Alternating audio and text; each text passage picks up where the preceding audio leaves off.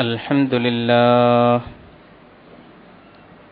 نحمد الله ونستعينه ونؤمن به ونتوكل عليه ونعوذ بالله من شرور أنفسنا ومن سيئات أعمالنا من يهده الله فلا مضل له ومن يضلل فلا هادي له أشهد أن لا إله إلا الله وحده لا شريك له وأشهد أن محمدا عبده ورسوله أرسله بالهدى ودين الحق ليظهره على الدين كله ولو كره المشركون اللهم صل على محمد وعلى آل محمد كما صليت على إبراهيم وعلى آل إبراهيم اللهم بارك على محمد وعلى آل محمد كما باركت على إبراهيم وعلى آل إبراهيم في العالمين إنك حميد مجيد أيها الناس اتقوا الله عباد الله أعوذ بالله من الشيطان الرجيم يا بني إنها إن تك مثقال حبة من خردل فتكن في صخرة أو في السماوات أو في الأرض يأت بها الله إن الله لطيف خبير يا بني أقم الصلاة وأمر بالمعروف وانه عن المنكر واصبر على ما أصابك إن ذلك من عزم الأمور صدق الله العظيم لا حول ولا قوة إلا بالله عليه توكلت وإليه أنيب رب اشرح لي صدري ويسر لي أمري واحلل عقدة من لساني يفقهوا قولي. സത്യവിശ്വാസികളായ സഹോദര സഹോദരിമാർ, ലോകരക്ഷിതാവായ അള്ളാഹുവിൻ്റെ വിധിവിലക്കുകൾക്ക് വിധേയപ്പെട്ട് യഥാർത്ഥ മുഅ്മിനുകളായി മുഅ്മിനാത്തുകളായി ജീവിക്കാനും മരിക്കാനും ശ്രമിക്കണമെന്ന് ആദ്യമായി വസിയ്യത്ത് ചെയ്യുന്നു, ഉത്ബോധിപ്പിക്കുന്നു. പരമദയാലുവായ പടച്ച റബ്ബ് നാം ഏവരെയും അനുഗ്രഹിക്കുമാറാകട്ടെ. പൊതുവെ ഉപദേശങ്ങളോട് ആളുകൾക്ക് മടുപ്പാണ്. ഒരു അവഗണനയുടെ നയമാണ് പലപ്പോഴും ധാർമ്മികമായ ഉത്ബോധനങ്ങളുടെ നേർക്ക് ജനങ്ങളുടെ പ്രവണത. തീർച്ചയായും അതിന് കാരണങ്ങളുണ്ടാകാം. ഒന്നാമതായി, ഉപദേശികൾ പലപ്പോഴും ഉപദേശങ്ങൾക്ക് വിരുദ്ധമായ ഒരു ജീവിതമായിരിക്കും പ്രായോഗിക രംഗത്ത് നടത്തുക. അതാകാം ഒരു കാരണം. ഉപദേശങ്ങൾ അമിതമാകുന്നതാകാം മറ്റൊരു കാരണം. എവിടെയും എപ്പോഴും ഉത്ബോധനങ്ങളും ഉപദേശങ്ങളും. മൂന്നാമത്തെ മറ്റൊരു കാരണം, ദുനിയാവിനോടുള്ള അമിതമായ അനുരാഗം കൊണ്ട് ലൗകികമായ സൗകര്യങ്ങളോടും അതിൻ്റെ സുഖങ്ങളോടും ഒട്ടിപ്പിടിക്കുന്ന ഒരു ജീവിതമാണ് പൊതുവിൽ ജനങ്ങളുടേത് എന്നതുകൊണ്ടായിരിക്കാം ധാർമ്മികമായ ഉത്ബോധനങ്ങളെ അവർ പലപ്പോഴും അവഗണിക്കുന്നത്. ഞാനീ പറഞ്ഞ മൂന്നാമത്തെ കാരണം വിശുദ്ധ ഖുർആൻ ചൂണ്ടിക്കാണിച്ചിട്ടുണ്ട്. സൂക്ഷ്മതയുടെ ഒരു ജീവിതം നിങ്ങൾ പിന്തുടരണം എന്ന് പറയുമ്പോൾ വളരെ പുച്ഛത്തോടുകൂടി അവർ ചോദിക്കുന്നു, പറയുന്നു, ഖാലു അസാത്തീറുൽ അവ്വലീൻ, ഇതൊക്കെ വെറും പഴംപുരാണങ്ങളല്ലേ? പണ്ടുകാലം മുതൽ ഒരു വിഭാഗം പറഞ്ഞുകൊണ്ടിരുന്ന പഴയ ചില തത്വങ്ങളല്ലേ? ഇതൊക്കെ ഈ കാലഘട്ടത്തിൽ പ്രായോഗികമാകുമോ? നമ്മുടേതുപോലുള്ള കാലഘട്ടത്തിൽ ഇതാണോ നമ്മൾ പറയേണ്ടത് എന്നിങ്ങനെ വളരെ പുച്ഛത്തോടുകൂടി അസാത്തീറുൽ അവ്വലീൻ, ഇതൊക്കെ പഴംപുരാണങ്ങൾ എന്ന് പറഞ്ഞ് അവഗണിക്കുന്ന ഒരു ശൈലി. ഏതായിരുന്നാലും ഉപദേശങ്ങൾക്ക്, ധാർമ്മികമായ ഉത്ബോധനങ്ങൾക്ക് ഒരു മനുഷ്യന്റെ ജീവിതത്തിൽ, വിശേഷിച്ചും ഒരു വിശ്വാസിയുടെ ജീവിതത്തിൽ വലിയ പങ്കുണ്ട്, പ്രാധാന്യമുണ്ട് എന്ന് നമ്മൾ തിരിച്ചറിയണം. ജീവിതത്തിന്റെ വഴിത്താരയിൽ ഏറ്റവും വലിയ വെളിച്ചമാണ് ധാർമ്മികമായ ഉപദേശങ്ങൾ. അർത്ഥവത്തായ ഉപദേശങ്ങൾ ശരിയായ സമയങ്ങളിൽ കിട്ടുമ്പോഴാണ് നമ്മുടെ ജീവിതത്തെ ശരിയായ പാതയിൽ മുമ്പോട്ട് നയിക്കാൻ സാധിക്കുക. അതുകൊണ്ടായിരിക്കാം ഖുർആൻ അത് വളരെ ഗൗരവത്തിൽ ആവർത്തിച്ച് എടുത്തു പറഞ്ഞത്. ഏതു കാലത്തും സമൂഹത്തിൽ നിലനിൽക്കേണ്ട 4 മൂല്യങ്ങളെക്കുറിച്ച് പറഞ്ഞെടുത്ത് കാലത്തെ കൊണ്ട് ആണയിട്ടുകൊണ്ട് ഖുർആൻ പറഞ്ഞു, ആ 4 മൂല്യങ്ങളിൽ 2 ഉപദേശങ്ങളാണ്. വതവാസു ബിൽ ഹഖ് വതവാസു ബിസ്സബ്ർ എന്ന് പറഞ്ഞു. സത്യത്തിന്റെയും സഹനത്തിന്റെയും പരസ്പര വസിയ്യത്താണ്, പരസ്പരമുള്ള ഉപദേശമാണ് ഒരിക്കലും നശിക്കാതെ നിലനിൽക്കേണ്ട മഹത്തായ ഒരു മൂല്യം. എന്നല്ല, ഈ മൂല്യമില്ലാത്ത സമൂഹങ്ങൾ, വ്യക്തികൾ, കുടുംബങ്ങൾ നശിക്കും, ചരിത്രം സാക്ഷിയെന്ന് ഖുർആൻ പറഞ്ഞു. അള്ളാഹുവിന്റെ വഴിയിലേക്ക് നിങ്ങൾ ജനങ്ങളെ വിളിക്കണം. എങ്ങനെ വിളിക്കണം? ഉദാത്തമായ ഉപദേശങ്ങൾ നൽകിക്കൊണ്ട്. ഉദൂ ഇലാ സബീലി റബ്ബിക ബിൽ ഹിക്മത്തി വൽ മൗഇലത്തിൽ ഹസന. മൗഇലത്തുൻ ഹസന, അർത്ഥവത്തായ സതുപദേശങ്ങൾ നൽകിക്കൊണ്ട് വേണം അള്ളാഹുവിന്റെ വഴിയിലേക്ക് ജനങ്ങളെ ക്ഷണിക്കാൻ. അല്ല, ഈ ഉപദേശങ്ങൾ നൽകാതിരുന്നാൽ അള്ളാഹുവിന്റെ ശാപവും കോപവും ഉണ്ടാകും എന്നും ചരിത്രമുദ്ധരിച്ചുകൊണ്ട് ഖുർആൻ പറഞ്ഞു. ഇസ്രായേൽ സമൂഹം നശിപ്പിക്കപ്പെടാനുള്ള കാരണം ലുഇനല്ലദീന കഫറു മിൻ ബനി ഇസ്രായീല അലാ ലിസാനി ദാവൂദ വ ഈസ ഇബ്നു മറിയം. ദാവൂദിന്റെയും ഈസ ഇബ്നു മറിയമിന്റെയും ജിഹ്വകളിലൂടെ ഇസ്രായേൽ സമൂഹം അഭിശപ്തരാകാനുണ്ടായ കാരണം കാനൂ ലാ യതനാഹൗന അൻ മുൻകരിൻ ഫഅലൂഹ്. അവർക്കിടയിൽ നടമാടിയിരുന്ന വൃത്തികേടുകളെക്കുറിച്ച് പരസ്പരം അവർ വസിയ്യത്ത് ചെയ്യുകയും താക്കീത് ചെയ്യുകയും ചെയ്യുന്ന ശൈലി അവർക്കിടയിൽ നഷ്ടപ്പെട്ടതുകൊണ്ടാണ് എന്ന് ഖുർആൻ ചൂണ്ടിക്കാണിച്ചിട്ടുണ്ട്. വെള്ളിയാഴ്ച ദിവസങ്ങളിൽ വിശ്വാസികൾ ഒരുമിച്ച് കൂടണം. ജുമുഅ അവരുടെ വാരാന്ത സമ്മേളനം. ആ സമ്മേളനത്തിൽ 2 റക്അത്ത് നമസ്കാരം മാത്രമല്ല, അതിനു മുമ്പ് നടത്തപ്പെടുന്ന സതുപദേശത്തിന് വലിയ പ്രാധാന്യമുണ്ട്. യാ അയ്യുഹല്ലദീന ആമനൂ ഇദാ നൂദിയ ലിസ്സലാത്തി മിൻ യൗമിൽ ജുമുഅ ഫസ്ഔ ഇലാ ദിക്രില്ലാഹി വദറുൽ ബൈഅ. അല്ലാഹു പറയുന്നു, അതിന്റെ സമയമായാൽ ആ ദിക്റുള്ളയിലേക്ക് നിങ്ങൾ വേഗത്തിൽ ചെല്ലണം, എല്ലാ കച്ചവടവും ഒഴിവാക്കിക്കൊണ്ട് വേഗത്തിൽ ചെല്ലണം എന്ന് പറയുകയാണ്.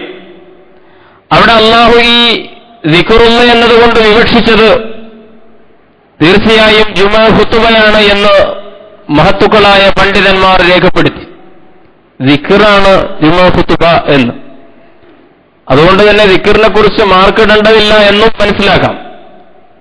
ദിക്റാണ് ഖുതുബയെങ്കിൽ ഇന്നത്തെ ദിക്ർ നന്നായി ആരും പറയില്ലല്ലോ. വിശുദ്ധ ഖുർആൻ പറഞ്ഞത് ഇദാ നൂദിയ ലിസ്സലാത്തി മിൻ യൗമിൽ ജുമുഅത്തി ഫസ്ഔ ഇലാ ദിക്രില്ലാഹ്. അള്ളാഹുവിനെ കുറിച്ചുള്ള ദിക്റാണെങ്കിൽ പിന്നെ യുവജനോത്സവത്തിലെ പ്രസംഗ മത്സരത്തെ പോലെ മാർക്കിടേണ്ടതില്ല. ഫയത്തബിഊന അഹ്സനഹു. സൂറത്തു സുമർ അള്ളാഹു പറഞ്ഞു, നിങ്ങൾ വാക്കുകളെ കേൾക്കുമ്പോൾ എപ്രകാരമാണ് കേൾക്കേണ്ടത്? അള്ളാഹുവിന്റെ ഹിദായത്ത് കിട്ടുന്ന വിഭാഗത്തിന്റെ സവിശേഷത അല്ലദീന യസ്തമിഊനൽ ഖൗല വയത്തബിഊന അഹ്സനഹു.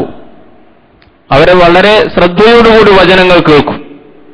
ആ കേട്ടതിൽ ഉദാത്തമായതിനെ ജീവിതം കൊണ്ടവർ പിന്തുടരുകയാണ് ചെയ്യുക. ഞാൻ സൂചിപ്പിച്ചു വന്നത് വിശ്വാസിയുടെ ജീവിതത്തിൽ ഉപദേശത്തിന് വലിയ പ്രസക്തിയുണ്ട് എന്നാണ്. അർത്ഥവത്തായ ഉപദേശങ്ങൾ ജീവിതത്തിന്റെ വഴിവെളിച്ചമാണ്. ആ ഉപദേശങ്ങൾ കാതോർത്തുകൊണ്ട് അള്ളാഹുവിന്റെ പാതയിൽ നിന്ന് വ്യതിചലിക്കാതെ മുമ്പോട്ട് സഞ്ചരിക്കുക എന്നതാണ് സത്യവിശ്വാസികളുടെ ധർമ്മം. വിശുദ്ധ ഖുർആൻ 31-ാം അധ്യായം സൂറത്തുൽ ലുഖ്മാൻ റബ്ബ് സുബ്ഹാനഹു വ തആല മഹാദാർശനികനായിരുന്ന ഒരു മനുഷ്യന്റെ, മഹാജ്ഞാനിയായിരുന്ന ഒരു മനുഷ്യന്റെ അർത്ഥവത്തായ സാരോപദേശങ്ങൾ നമ്മുടെ മുമ്പാകെ സമർപ്പിക്കുന്നു.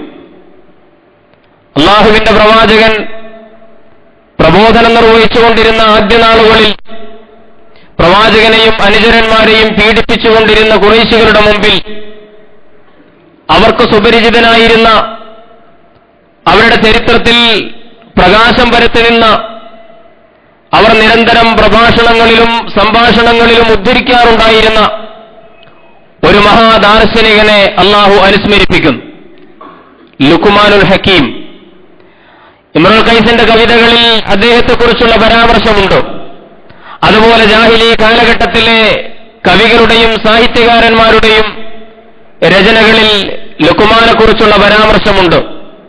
അള്ളാഹു ഇതിലൂടെ ചോദിക്കുന്നു, നിങ്ങൾക്ക് സുപരിചിതനായിരുന്ന, നിങ്ങളുടെ ധൈഷണിക അഭിമാനമായിരുന്ന ലുഖ്മാനുണ്ടല്ലോ, ആ ലുഖ്മാനുൽ ഹക്കീമിന്റെ ജീവിത വീക്ഷണം എന്തായിരുന്നു? അദ്ദേഹം എന്താണ് തന്റെ ജനങ്ങളോട് പറഞ്ഞുകൊണ്ടിരുന്നത്? അദ്ദേഹത്തിന്റെ ജീവിതാദർശം എന്തായിരുന്നു? ഇതേ ജീവിതാദർശവും ഇതേ ജീവിതക്രമവും തന്നെയല്ലേ മുഹമ്മദ് നിങ്ങളോട് പറഞ്ഞുകൊണ്ടിരിക്കുന്നത് എന്ന് ഖുറൈശികളുടെ കാപട്യത്തിന്റെ നേർക്ക് വിരൽ ചൂണ്ടിക്കൊണ്ട് വിശുദ്ധ ഖുർആൻ ചോദിക്കുകയാണ്. ലുഖ്മാനുൽ ഹക്കീമിന്റെ ഉപദേശങ്ങൾ വിശദീകരിക്കുന്നില്ല, ഓർമ്മപ്പെടുത്തുക മാത്രമാണ് ചെയ്യുന്നത്. ഖുർആൻ ഉദ്ധരിച്ച 7 ഉപദേശങ്ങൾ മഴവില്ലിന്റെ വർണ്ണങ്ങൾ പോലെ മനോഹരമാണ്. ഈ 7 ഉപദേശങ്ങൾ, ആ ഉപദേശങ്ങൾ ജീവിതത്തിൽ ഉയർത്തിപ്പിടിക്കുമ്പോൾ ആ ജീവിതങ്ങളും മാരിവില്ലിന്റെ സൗന്ദര്യത്തിലേക്ക് ഉയരും എന്ന് നമ്മൾ അറിയണം. വിശുദ്ധ ഖുർആൻ സൂചിപ്പിച്ച, ഒരുപക്ഷെ എല്ലാവർക്കും അറിയുന്ന ഈ ഉപദേശങ്ങൾ വിശ്വാസത്തിന്റെ അടിത്തറ, ആ അടിത്തറയുടെ മുകളിൽ ഒരു വിശ്വാസി നിർവഹിക്കേണ്ട ധർമ്മങ്ങളുടെ തൂണുകൾ, ആ തൂണുകളുടെയും മുകളിൽ ഒരു വിശ്വാസിയുടെ സ്വഭാവ സൗന്ദര്യമാകുന്ന മഹത്തായ മേൽപ്പുര, അങ്ങനെ മനോഹരമായ ഒരു ബിൽഡിംഗ് പോലെ, ഒരു വീട് പോലെ ഇസ്ലാമിക ജീവിതത്തിന് ഉപയുക്തമായ ഉപദേശങ്ങളാണ് മഹാനായ ലുഖ്മാനുൽ ഹക്കീം നൽകുന്നത്. വിശദീകരിക്കുന്നില്ല, ഓർമ്മപ്പെടുത്തുക മാത്രമാണ് ചെയ്യുന്നത്. ഒന്നാമതായിട്ട് അദ്ദേഹം പറയുന്നു, അള്ളാഹുവിനെ നിങ്ങൾ ശുക്ർ ചെയ്യണം. അള്ളാഹുവിനോടുള്ള നന്ദി പ്രകാശനമായി തീരണം നിങ്ങളുടെ ജീവിതം. പരത്തി പറയേണ്ടതില്ലല്ലോ, നമുക്കറിയാം നന്ദിബോധം മനുഷ്യ സഹജമാണ്. അതുകൊണ്ടാണ് നമ്മൾ ബസ് സ്റ്റാൻഡിലേക്ക് വഴി പറഞ്ഞു തന്ന മനുഷ്യനോട് താങ്ക്സ് പറയുന്നത്. ഒരുമിച്ച് കൂടുന്ന ഒരു യോഗത്തിൽ കൃതജ്ഞത എന്ന് പറയുന്നത് ഒരു അജണ്ടയായിത്തീരുന്നത്. സംബന്ധിച്ചവർക്കൊക്കെ നന്ദി പറയുന്നു മനുഷ്യൻ. പക്ഷേ ഓർക്കണം, ജീവിതത്തിൽ ഏറ്റവും അനവദ്യമായ അനുഗ്രഹങ്ങളുടെ ആധിക്യം കൊണ്ട് നമ്മെ ജീവിപ്പിച്ചുകൊണ്ടിരിക്കുന്ന നാഥൻ, രക്ഷിതാവായ അള്ളാഹുവിനോട് കൃതജ്ഞത രേഖപ്പെടുത്താൻ മറന്നുപോകുന്നു മനുഷ്യൻ. വളരെ ഗൗരവത്തിൽ അള്ളാഹു പറഞ്ഞു, നിങ്ങളുടെ ജീവിതം എന്ന് പറയുന്നത് തന്നെ ഇതിന്റെ പരീക്ഷണമാണ്. ഇന്നാ ഹദൈനാഹു സബീല ഇമ്മാ ശാക്കിറൻ വ ഇമ്മാ കഫൂറ. മനുഷ്യന്റെ മുമ്പിൽ നാം സന്മാർഗത്തിന്റെ പാത കാണിച്ചു കൊടുത്തു. ഇമ്മാ ശാക്കിറൻ വ ഇമ്മാ കഫൂറ. അവന് നന്ദിയുള്ളവനാകാം, നന്ദി കെട്ടവനുമാകാം. മനുഷ്യൻ കുഫർ കാണിക്കുമോ ശുക്ർ കാണിക്കുമോ എന്ന പരീക്ഷണമാണ് ഭൂമിയിലെ മനുഷ്യന്റെ ജീവിതം എന്ന് ഖുർആൻ പഠിപ്പിക്കുകയാണ്. പ്രിയമുള്ളവരെ, സഹപ്രവർത്തകരോട് നന്ദി പ്രകാശിപ്പിക്കാൻ പഠിച്ച മനുഷ്യൻ, ഒരു ചെറിയ ഉപകാരത്തിന് നന്ദി പറയുന്ന മനുഷ്യൻ, പടച്ചതമ്പുരാനോട് നന്ദി പ്രകാശിപ്പിക്കുന്ന ജീവിതമാണ് നയിക്കേണ്ടത് എന്ന് മഹാദാർശനികനായിരുന്ന ലുഖ്മാനുൽ ഹക്കീം പറയുകയാണ്. അദ്ദേഹത്തിന് അല്ലാഹു ഹിക്മത്ത് നൽകി, വിജ്ഞാനം നൽകി. വലഖദ് ആതൈനാ ലുഖ്മാനൽ ഹിക്മ. ആ മഹത്തായ വിജ്ഞാനത്തിൽ നിന്നാണ് അദ്ദേഹം സംസാരിച്ചുകൊണ്ടിരിക്കുന്നത്. ഒന്നാമത്തെ സാരോപദേശം, ശുക്റിന്റെ ഒരു സംസ്കാരമായിരിക്കണം നിങ്ങളുടെ ജീവിതത്തിൽ ഉണ്ടാകേണ്ടത് എന്നാണ്. കുഫറിന്റെ ജീവിതമാണ് മറുഭാഗത്തുള്ളത്. അള്ളാഹുവിനോടുള്ള നന്ദികേട്. വഇൻ തഅദ്ദൂ നിഅമത്തല്ലാഹി ലാ തുഹ്സുഹാ. അള്ളാഹു നിനക്ക് അനുവദിച്ചു തന്ന അനുഗ്രഹങ്ങളെ എണ്ണിത്തിട്ടപ്പെടുത്താൻ നിനക്ക് കഴിയുമോ? ഒരിക്കലും ഒരിക്കലും സാധ്യമല്ലല്ലോ. അള്ളാഹുവിന്റെ വെള്ളം കുടിച്ച്, അള്ളാഹുവിന്റെ ആഹാരം കഴിച്ച്, അള്ളാഹുവിന്റെ ഓക്സിജൻ ശ്വസിച്ച്, അള്ളാഹുവിന്റെ സകല സൗകര്യങ്ങളും അനുഭവിച്ചുകൊണ്ട് ജീവിക്കുന്ന മനുഷ്യ, എന്തുകൊണ്ടാണ് നീ നന്ദികേട് കാണിക്കുന്നത്? യാ അയ്യുഹൽ ഇൻസാൻ മാ ഗർറക ബിറബ്ബിക്കൽ കരീം അല്ലദീ ഖലഖക ഫസവ്വാക ഫഅദലക ഫീ അയ്യി സൂറത്തിൻ മാ ശാഅ റക്കബക. എന്താണ് നാഥന്റെ മാർഗത്തിൽ നിന്ന് നിന്നെ വഞ്ചിച്ചു കളയുന്നത് എന്ന് ചോദിക്കുകയാണ്. ജീവിതം ശുക്റിന്റേതായി തീരണം. ഓരോ ചലനവും ഓരോ ലബ്ധിയും അള്ളാഹുവിനോടുള്ള ശുക്റായി തീരണം എന്ന് പണ്ഡിതന്മാർ ഇതിന്റെ വിശദീകരണമായി രേഖപ്പെടുത്തി. നിനക്ക് കിട്ടുന്നതെന്തും ഇവിടെ പരീക്ഷണം ശുക്റോ കുഫറോ നിന്റെ സമീപനം എന്നതാണ്. അതുകൊണ്ടാണ് മഹാനായ സുലൈമാൻ അലൈഹിസ്സലാം ഏറ്റവും വലിയ സമ്പന്നതയുടെ സമൃദ്ധിയിൽ, സൗഭാഗ്യങ്ങളുടെ പെരുമഴയിൽ മഹാനായ പ്രവാചകൻ പറഞ്ഞു പോകുന്നു, ഹാദാ മിൻ ഫളലി റബ്ബി ലിയബ്ലുവനി അശ്കുറു അം അക്ഫുർ. ഇതെന്റെ നാഥന്റെ കരുണയാണ്. എന്തിനു വേണ്ടിയാണ് അവരിത് തന്നതെന്നറിയുമോ? അശ്കുറു അം അക്ഫുറു. ഈ അനുഗ്രഹം കൊണ്ട് ഞാൻ നന്ദി ചെയ്യുമോ, ഈ അനുഗ്രഹം കൊണ്ട് ഞാൻ നിന്ന കാണിക്കുമോ എന്ന്.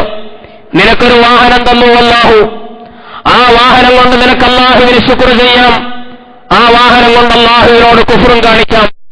നിനക്കല്ലാഹു ആരോഗ്യം നൽകി, നിനക്കല്ലാഹു സൗന്ദര്യം നൽകി, ഈ ആരോഗ്യവും സൗന്ദര്യവും അല്ലാഹുവിനുള്ള ശുക്റാക്കി മാറ്റാം, അല്ലാഹുവിനോടുള്ള കുഫ്റാക്കി മാറ്റുകയും ചെയ്യാം. നിനക്ക് ബുദ്ധിപരമായ യോഗ്യതകൾ നൽകി, സാമ്പത്തികമായ കഴിവുകൾ നൽകി, കുടുംബപരമായ അനുഗ്രഹങ്ങൾ പ്രദാനം ചെയ്തു, സന്താനങ്ങളെ കൊണ്ടുള്ള സന്തോഷം നൽകി. ഇതൊക്കെ നിനക്ക് തന്നവരോടുള്ള ശുക്റാക്കി മാറ്റാം നിന്റെ ജീവിതത്തെ. പക്ഷേ പലപ്പോഴും കുഫറിന്റെ ജീവിതശൈലിയാണ്, നന്ദികേടിന്റെ ജീവിതശൈലിയാണ് മനുഷ്യൻ അനുവർത്തിച്ചുകൊണ്ടിരിക്കുന്നത്. നമ്മൾ പലപ്പോഴും കേട്ട സഅദി ശിറാസിയുടെ കഥയിൽ പറയുന്നത് പോലെ, എന്റെ ചെരുപ്പ് പൊട്ടിപ്പോയല്ലോ എന്ന് ബേജാറാവുകയാണ് മനുഷ്യൻ. അവൻ അനുഗ്രഹത്തെക്കുറിച്ച് പലപ്പോഴും മറന്നുപോകുന്നു. അപ്പോഴാണ് പള്ളിയിലേക്ക് കയറുമ്പോൾ 2 കാലും നഷ്ടപ്പെട്ട ഹതഭാഗ്യനായ മനുഷ്യൻ അവിടെ ഇരിക്കുന്നത്. അപ്പോഴാണ് ശിറാസ് ചിന്തിക്കുന്നത്, എന്റെ ചെരുപ്പല്ലേ പൊട്ടിയുള്ളൂ, ഇദ്ദേഹത്തിന്റെ 2 കാലും നഷ്ടപ്പെട്ടുവല്ലോ. അതിലേക്ക് നോക്കുമ്പോഴാണ് ശുക്റിന്റെ ജീവിതബോധമുണരുന്നത്. വിശുദ്ധ ഖുർആൻ പറഞ്ഞു, ഫഅമ്മാ ബിനിഅമത്തി റബ്ബിക ഫഹദിസ്. അതുകൊണ്ട് നിന്റെ നാഥന്റെ അനുഗ്രഹങ്ങളെക്കുറിച്ച് അനുസ്മരിച്ചുകൊണ്ടേയിരിക്കും. പരിഭവം പറയുന്നത് നിർത്തൂ. ആരെ കണ്ടാലും എപ്പോഴും തങ്ങളുടെ ബുദ്ധിമുട്ടുകളും അസുഖങ്ങളും പ്രശ്നങ്ങളും കടബാധ്യതകളും ഈ പരിഭവങ്ങളും പയ്യാരം പറച്ചിലുമല്ല വിശ്വാസിയുടെ ശൈലി. ഫഅമ്മാ ബിനിഅമത്തി റബ്ബിക ഫഹദിസ്. നിന്റെ രക്ഷിതാവ് നിനക്ക് കനിഞ്ഞരുളിയ അനുഗ്രഹങ്ങളെക്കുറിച്ച് സംസാരിച്ചു കൊണ്ടിരിക്കൂ. അതുകൊണ്ടാണ് മഹാന്മാരായ പൂർവഗാമികൾ ഏറ്റവും വലിയ അസംതൃപ്തി നൽകുന്ന സാഹചര്യങ്ങളിലും നന്ദികേടിന്റെ വാക്കുകൾ ഉച്ചരിക്കുന്നത് സൂക്ഷിച്ചത് എന്ന് നമ്മൾ അറിയണം. ഖാലി ശുറൈഹ് പരിഭവം പറഞ്ഞ മനുഷ്യനോട് പറഞ്ഞല്ലോ, അല്ല സഹോദര, നീ എന്റെ ഈ കണ്ണിലേക്കൊന്ന് നോക്കൂ. ഈ 2 കണ്ണുകളിൽ ഒന്നുകൊണ്ട് എനിക്ക് കാണാൻ കഴിയില്ല. കഴിഞ്ഞ 1.5 പതിറ്റാണ്ട് കാലമായി കാഴ്ച നഷ്ടപ്പെട്ടിട്ട് ഇപ്പോൾ നിന്റെ മുമ്പിൽ പറയുന്നതല്ലാതെ ഇതിനു മുമ്പ് ഒരു മനുഷ്യന്റെ മുമ്പിൽ ഞാൻ ഈ വിവരം പങ്കുവച്ചിട്ടില്ല. എന്തിനാണ് എപ്പോഴും പരിഭവം പറയുന്നത്? ഒരുപക്ഷെ നീ പരിഭവം പറയുന്ന മനുഷ്യൻ നിന്നോട് ശത്രുതയുള്ളവനാണെങ്കിലോ അതവനൊരു സന്തോഷമാണ്, അഥവാ നിന്നെ സ്നേഹിക്കുന്നവനാണെങ്കിലോ അതവനെ ദുഃഖിപ്പിക്കും. അതുകൊണ്ട് കഴിയുന്നതും പടച്ചവനോട് പരിഭവം പറയൂ.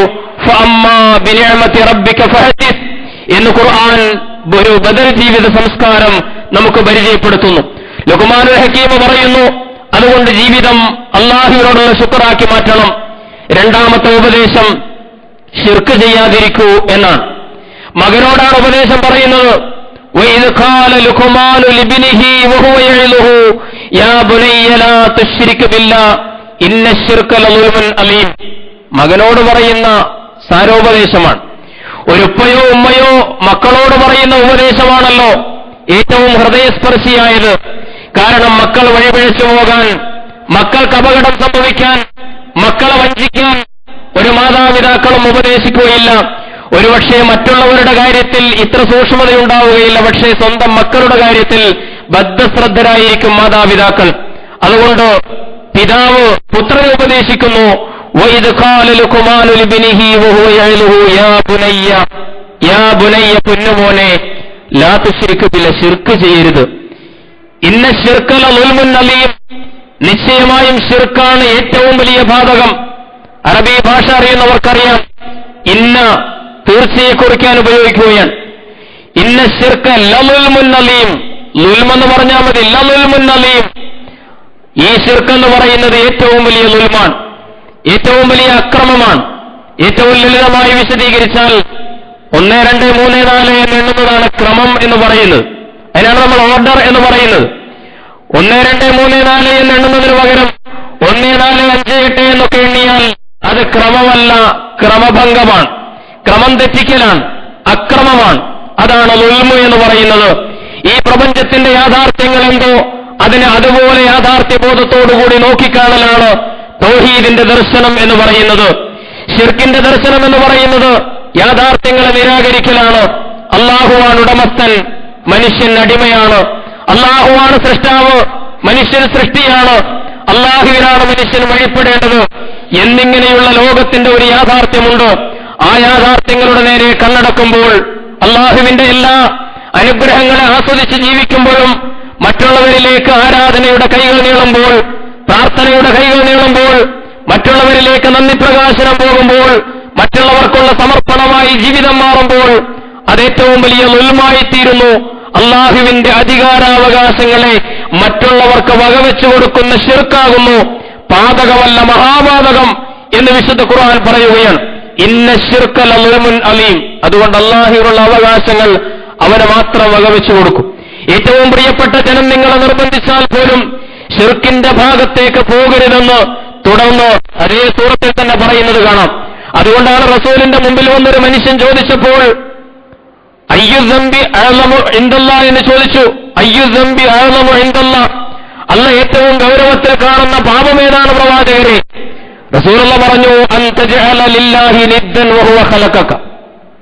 നിന്നെ സൃഷ്ടിച്ചവൻ നാഥനായിരിക്കെ ആ നാഥനോട് ശിർക്ക് ചെയ്യലാണ്, അവനൊരു സമനെ, ഒരു തുല്യനെ സങ്കല്പിക്കലാണ് ഏറ്റവും വലിയ പാതകം എന്ന് മഹാനായ റസൂലുള്ളാഹി സ്വല്ലല്ലാഹു അലൈഹി വസല്ലം പറയുകയാണ്. ആ ശിർക്കെങ്ങാനും കടന്നുപോയാൽ ഒരു പാത്രം നിറയെ നിറച്ചു വെച്ചിരിക്കുന്ന തേനിൽ ഒരു തുള്ളി വിഷം വീഴുമ്പോൾ എന്നതുപോലെ, അത് സകലം വിഷമായി മാറുന്നതുപോലെ നിങ്ങളുടെ എല്ലാ കർമ്മങ്ങളെയും അത് നശിപ്പിച്ചു കളയുമെന്ന് ഖുർആൻ പ്രവാചകന്മാരെ മുഴുവൻ വിളിച്ചുകൊണ്ട് പറഞ്ഞു. ലൈൻ അശ്റക്ത ലയഹ്ബതന്ന അമലുക് വലതകൂനന്ന മിനൽ ഖാസിരീൻ. പ്രവാചകനെ വിളിച്ചുകൊണ്ട് പറയുകയാണ്, ലൈൻ അശ്റക്ത, താങ്കളെങ്ങാനും ശിർക്ക് ചെയ്തു പോയാൽ, ലയഹ്ബതന്ന അമലുക, താങ്കളുടെ കർമ്മങ്ങളെല്ലാം പാഴായി പോകും, വലതകൂനന്ന മിനൽ ഖാസിരീൻ, താങ്കൾ ഏറ്റവും പെരുന്നഷ്ടം സംഭവിച്ചവരിൽ ഉൾപ്പെടുമെന്ന് ഖുർആൻ മുന്നറിയിപ്പ് നൽകുകയുണ്ടായി. അതുകൊണ്ട് ശിർക്കിന്റെ മാർഗത്തിലേക്ക് പോകരുത്, ശിർക്ക് ചെയ്യാതിരിക്കൂ, അതേറ്റവും വലിയ അധർമ്മമാണ് എന്ന് ലുഖ്മാനുൽ ഹക്കീം ഉപദേശിച്ചു.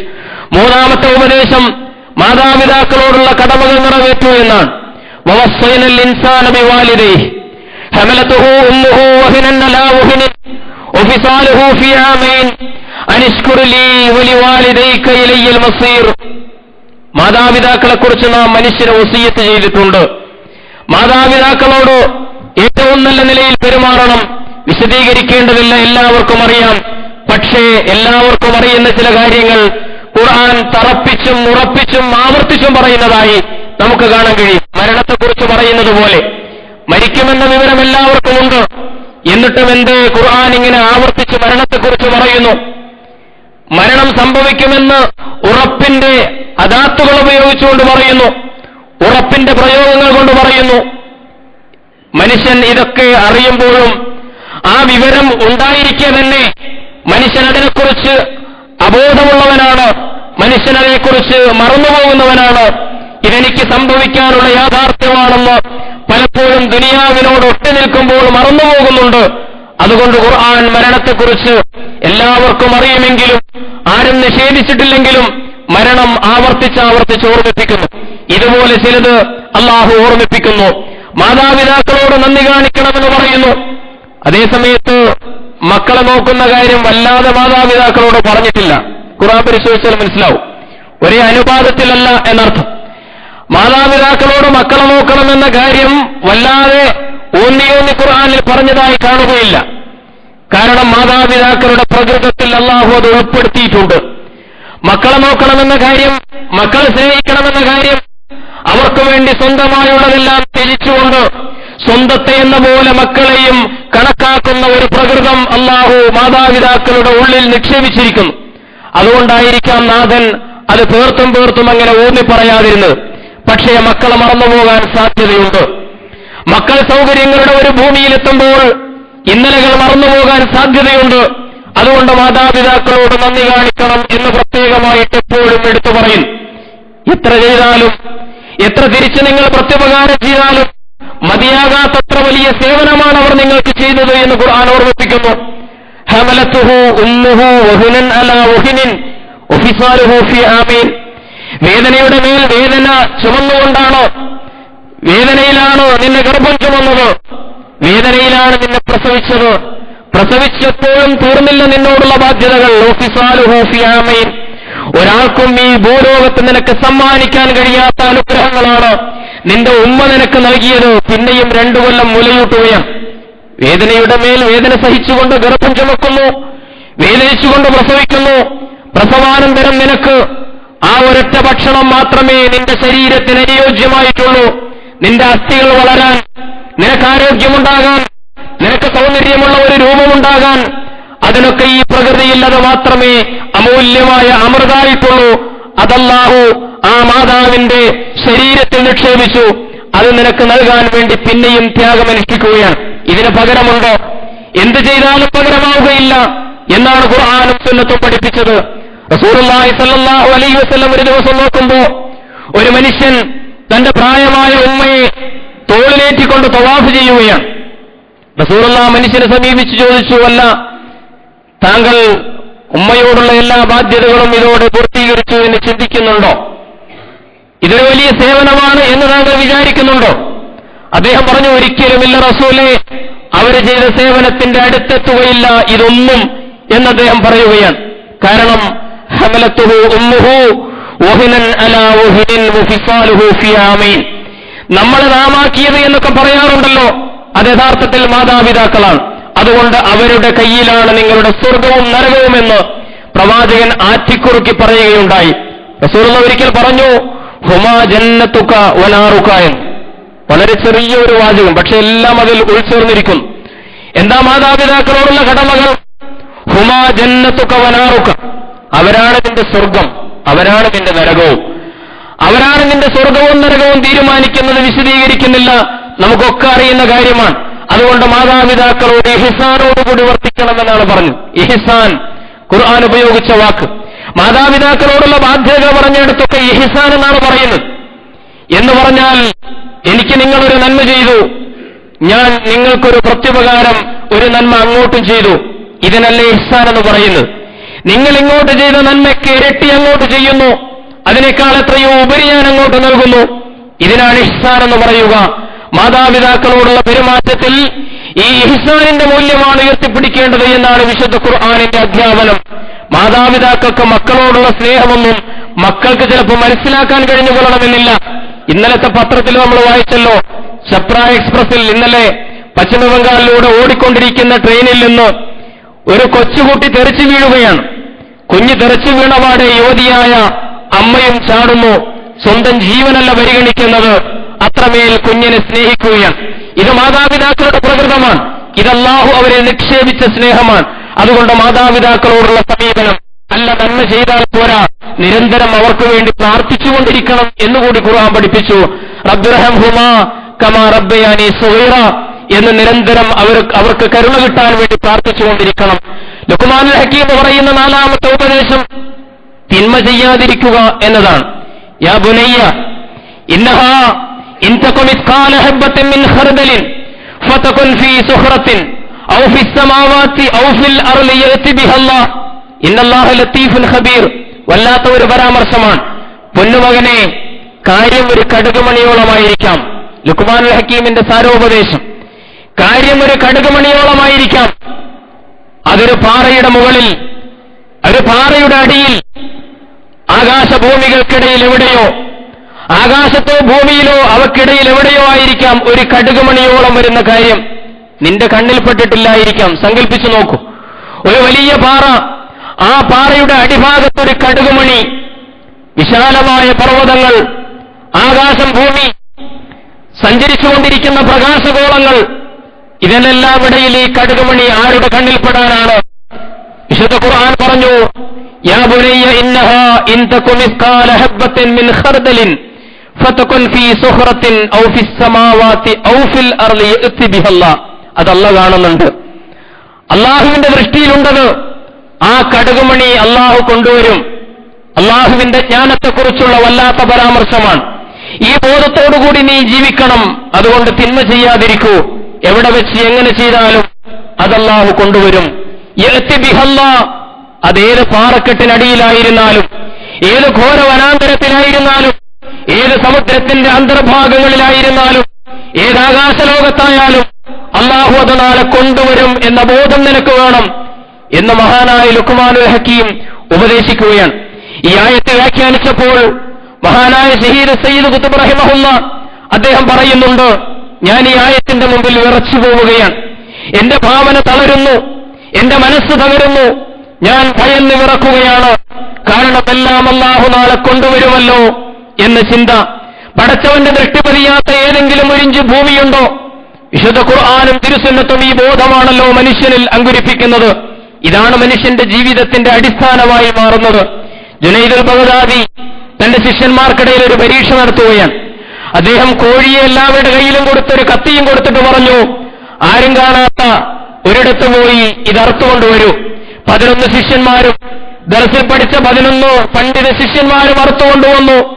ഒരാൾ മാത്രം അറുക്കാതെ വന്നു. അറുക്കാതെ വന്നവരോട് ചോദിച്ചു, അല്ല എന്ത്? അപ്പോൾ ആ കുട്ടി പറഞ്ഞു, ആരും കാണാത്ത ഒരിടത്തെക്കുറിച്ച് ഞാൻ ആലോചിച്ചു. ആരും കാണാത്ത ഒരിടമില്ലല്ലോ ഈ പ്രപഞ്ചത്തിൽ. അല്ലാഹു കാണുന്നുണ്ടല്ലോ. ഇന്നല്ലാഹ കാന അലൈക്കും റഖീബ.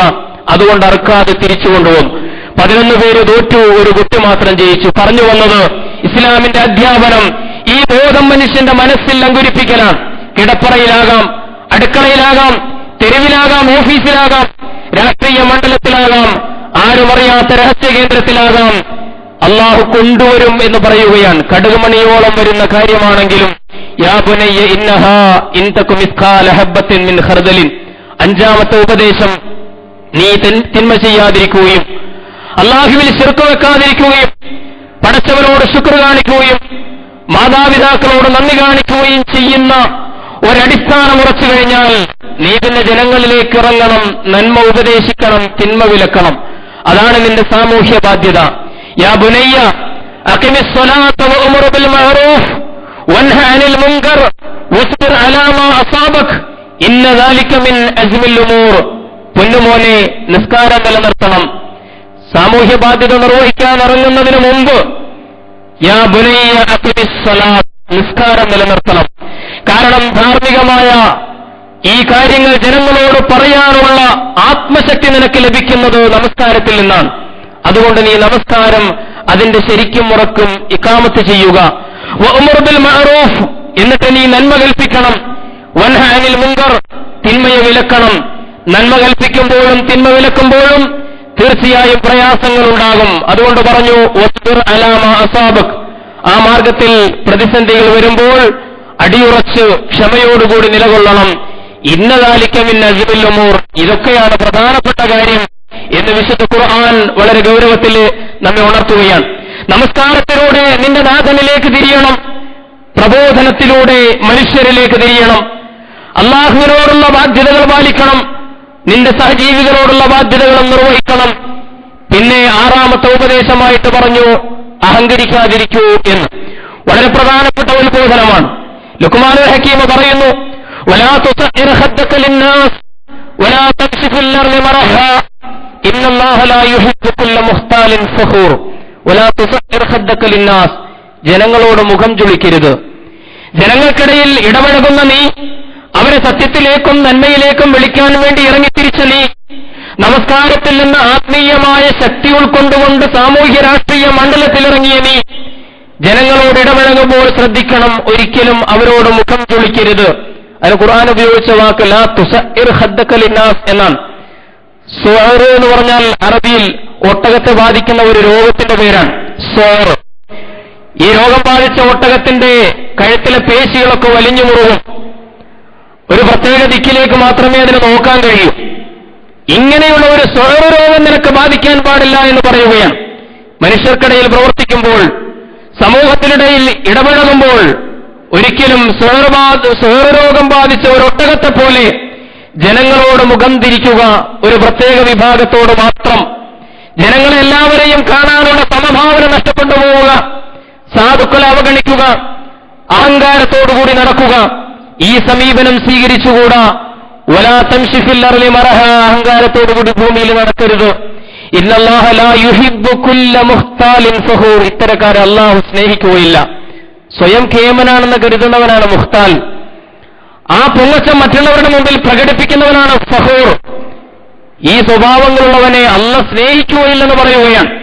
ഇന്നല്ലാഹ ലാ യുഹിബ്ബു കുല്ല മുഖ്താലിൻ ഫഖൂർ, ഇത്തരം ഒരു അഹങ്കാരിയായ പൊങ്ങച്ചക്കാരനെയും അല്ലാഹു ഇഷ്ടപ്പെടുകയില്ല. ഏഴാമത്തെ ഉപദേശം, നീ മിതത്വം പാലിക്കണം. മിതത്വം പാലിക്കണമെന്ന് ലുഖ്മാനുൽ ഹക്കീം പറയുന്നു. അത് നിന്റെ നടത്തത്തിൽ വേണം, നിന്റെ ശബ്ദത്തിൽ വേണം, നിന്റെ പെരുമാറ്റങ്ങളിൽ ഈ മിതത്വം, ഈ പക്വത, ഈ വിവേകം കാണണം. വഖ്സിദ് ഫീ മശീഖ്, നീ വളരെ പക്വമതിയെപ്പോലെയാണ് നടക്കേണ്ടത്. അതിൽ മിതത്വം പാലിക്കണമെന്ന് പറഞ്ഞാൽ നടത്തത്തിന്റെ വേഗതയെക്കുറിച്ച് പറയുകയില്ല. വേഗം സാധിക്കേണ്ട ഒരു കാര്യത്തിന് മനുഷ്യൻ ധൃതിയിൽ നടന്നുപോകും. അത്രമാത്രം ധൃതിയില്ലെങ്കിൽ സാവകാശം നടന്നുപോകും. നടത്തത്തിന്റെ വേഗത്തെക്കുറിച്ചല്ല പറയുന്നത്. അത് പ്രകൃതിമതമായ ഇസ്ലാമിന് ഭൂഷണമല്ല. അതൊക്കെ സന്ദർഭം തീരുമാനിക്കേണ്ട കാര്യമാണ്. ഇവിടെ പറയുന്നത് നടത്തം എന്നത് വ്യക്തിത്വത്തെ സംബന്ധിച്ചാണ് പറയുന്നത്. വഖ്സിദ് ഫീ മശീഖ്, ഒരാളുടെ വ്യക്തിത്വമാണ് അയാളുടെ നടത്തത്തിന്റെ രീതി സ്വീകരിക്കുക, നിർണയിക്കുക. അതുകൊണ്ടായിരിക്കാം അത്ഭുതകരമായ വിശുദ്ധ ഖുർആൻ, നമസ്കാരത്തിലെ റക്അത്തുകളുടെ എണ്ണം പോലും പഠിപ്പിക്കാത്ത ഖുർആൻ നടത്തം 4 സ്ഥലങ്ങളിൽ പഠിപ്പിച്ചതായി കാണാൻ കഴിയും. എങ്ങനെ നടക്കണമെന്ന് പറയുകയാണ്. അള്ളാഹുവിന്റെ അടിമകൾ ഭൂമിയിൽ വിനയത്തോടുകൂടി നടക്കേണ്ടവരാണ് എന്ന് പറയും. നടത്തം എന്നത് കേവലം നടത്തത്തെക്കുറിച്ചല്ല പറയുന്നത്, ഒരു മനുഷ്യൻ ഉയർത്തിപ്പിടിക്കുന്ന വ്യക്തിത്വത്തെ സംബന്ധിച്ചാണ് പറയുന്നത്. ദുർനടപ്പുകാരൻ എന്ന് പറഞ്ഞാൽ അയാളുടെ നടത്തത്തെക്കുറിച്ചല്ലല്ലോ പറയുന്നത്, അയാൾ മോശക്കാരനാണ് എന്ന അർത്ഥം. വിശുദ്ധ ഖുർആൻ പറയുന്നു, സത്യവിശ്വാസികൾ വഖ്സിദ് ഫീ മശീഖ്, അതുകൊണ്ട് നടത്തത്തിൽ നീ മിതത്വം പാലിക്കണം. ഒരു മദ്യപാനിയുടെ നടത്തമുണ്ട്, അഹങ്കാരിയുടെ നടത്തമുണ്ട്, ഏറ്റവും വലിയ പണ്ഡിതനാണ് ഞാൻ എന്ന ജാടയുടെ നടത്തമുണ്ട്. ഇത്തരത്തിലുള്ള നടത്തമൊന്നുമല്ല നിന്റെ ഭാഗത്ത് നിന്നുണ്ടാകേണ്ടത്. വഇബാദുർ റഹ്മാനില്ലദീന യംശൂന അലൽ അർളി ഹൗന, ഭൂമിയിൽ വളരെ വിനയത്തോടുകൂടിയായിരിക്കും അവർ നടത്തുക. നടത്തത്തിൽ ലക്ഷ്യബോധമുണ്ടായിരിക്കണം എന്ന് പറയുകയാണ്. നിന്റെ ജീവിതത്തിന്റെ ലക്ഷ്യം നിന്റെ നടത്തത്തിൽ പോലും പ്രതിഫലിക്കണം. വഉലുമിൻ സൗതിക്, ശബ്ദത്തിൽ മിതത്വം പാലിക്കണം. ഒച്ചയിട്ട് സംസാരിക്കേണ്ടവനല്ല വിശ്വാസി. ഖുർആൻ എടുത്തു പറഞ്ഞു ഒരു സ്ഥലത്ത്, സൂറത്തുൽ ഹുജറാത്ത്, ലാ തർഫഉ അസ്വാതകും ഫൗക സൗത്തിൻ നബി വലാ തജ്ഹറൂ ബിൽ ഖൗലി കജഹരി ബഅലികും ലിബഅൽ, നിങ്ങൾ പരസ്പരം കലവില കൂട്ടുന്നത് പോലെ റസൂലിന്റെ മുമ്പിൽ ഒച്ച ഉയർത്താൻ പാടില്ല എന്ന് പറഞ്ഞു. അങ്ങനെ ഒച്ചയിട്ടാൽ നിങ്ങളുടെ അമലാണ് ബാത്തിലായി പോവുക എന്ന് വളരെ ഗൗരവത്തിൽ മുന്നറിയിപ്പ് നൽകി. പ്രവാചകനല്ലാത്ത മറ്റൊരാളുടെ മുമ്പിൽ ഒച്ചയിട്ടാൽ അമൽ ബാത്തിലാകുന്ന പ്രശ്നമില്ലെങ്കിലും അത് ഇസ്ലാം ഉയർത്തിപ്പിടിക്കുന്ന മാന്യതക്കും സംസ്കാരത്തിനും ചേർന്നതല്ല എന്നാണ് ഖുർആൻ പറയുന്നത്. അതുകൊണ്ട് നിങ്ങൾ ശബ്ദം ഉപയോഗിക്കുമ്പോൾ മിതമായിട്ടാണ്, അച്ചടക്കപൂർണമായ ഒരു ജീവിതശൈലി അതാണ് വേണ്ടത്. അതുകൊണ്ട് ശബ്ദം വല്ലാതെ ഉയർത്തരുത്. ഇന്ന അങ്കറല്ല സുവാത്തുല സൗത്തുൽ ഹമീർ, ഏറ്റവും ബോറടിപ്പിക്കുന്ന ശബ്ദം കഴുതയുടെ ശബ്ദമാണ് എന്ന് ഖുർആൻ പറയും. എന്ന് പറഞ്ഞാൽ സംസ്കാരശൂന്യനായി ഒച്ചയിട്ട് സംസാരിക്കുന്ന മനുഷ്യരെ കഴുതയോട് ഉപമിക്കുന്നു വിശുദ്ധ ഖുർആൻ. നമ്മളൊന്ന് വിഷ്വലൈസ് ചെയ്ത് നോക്കണം. ഒച്ചയിടുന്നത് ഭാര്യയോടാകാം, ഒച്ചയിടുന്നത് മക്കളോടാകാം, ഒച്ചയിടുന്നത് സഹപ്രവർത്തകരോടാകാം, സമൂഹത്തോടാകാം. ഒച്ചയിട്ട് നീ സംസ്കാരശൂന്യമായി പെരുമാറുമ്പോൾ ഒരു കഴുത ഒച്ചയിടുന്നത് പോലെയാണ് നിന്റെ രൂപമെന്ന് ചിന്തിക്കാൻ നിനക്ക് കഴിയണം. ലുഖ്മാനുൽ ഹക്കീം പറയുന്നു, അതുകൊണ്ട് മിതത്വം പാലിക്കണം എന്ന്. പ്രിയമുള്ളവരെ, ഈ 7 ഉപദേശങ്ങൾ വളരെ നിസ്സാരമായിട്ട് നമുക്ക് തോന്നാം, വളരെ ലളിതമായിട്ട് തോന്നാം. പക്ഷേ ഞാൻ ആമുഖത്തിൽ പറഞ്ഞതുപോലെ ഈ സപ്തോപദേശങ്ങൾ മഴവില്ലിന്റെ മനോഹാരിതയുള്ളതാണ്. വിശ്വാസത്തിന്റെ അടിത്തറ പണിത് കർമ്മധർമ്മങ്ങളുടെ തൂണുകൾ സ്ഥാപിച്ച് സ്വഭാവ സംസ്കാരത്തിന്റെ മേൽക്കൂര പണിത് ഒരു മനോഹരമായ ഒരു വീട് പോലെ ഒരു ഇസ്ലാമിക ജീവിതത്തെ നമുക്ക് ചിട്ടപ്പെടുത്തി പടുത്തുയർത്താനുള്ള മഹത്തായ ഉപദേശങ്ങളാണ്. അപ്പോൾ നമ്മുടെ ജീവിതത്തിനും മാരിവില്ലിന്റെ സൗന്ദര്യമുണ്ടാകും എന്ന് നമ്മൾ അറിയണം. തീർച്ചയായും ലുക്മാനുൽ ഹക്കീമിന്റെ ഉപദേശങ്ങൾ എക്കാലഘട്ടത്തിലും പ്രസക്തമാണ്. അതുകൊണ്ടാണല്ലോ വിശുദ്ധ ഖുർആൻ അത് ഉദ്ധരിച്ചത്. നമ്മുടെ ജീവിതത്തിൽ ഒരിക്കലും മറക്കാതെ സൂക്ഷിക്കാൻ, ഈ ഉപദേശങ്ങളുടെ വെളിച്ചത്തിൽ മുന്നോട്ട് പോകാൻ, കാര്യങ്ങൾ ശരിയായി വിലയിരുത്താൻ റബ്ബ് സുബ്ഹാനഹു വ തആല നമുക്ക് തൗഫീഖ് നൽകി അനുഗ്രഹിക്കുമാറാണ്.